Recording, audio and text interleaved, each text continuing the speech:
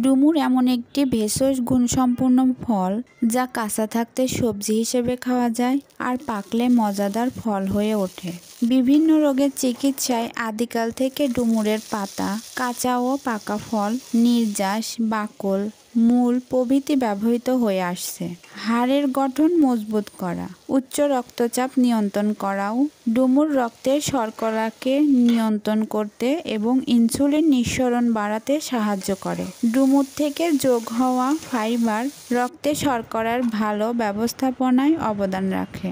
Diabetes নিয়ন্ত্রণে রাখতে সহায়তা করে ডুমুর, তাই খাদ্য তালিকায় রাখতে পারেন এই ফলটি। ওজন কমাতে দারুণ কাজে দেয় এটি।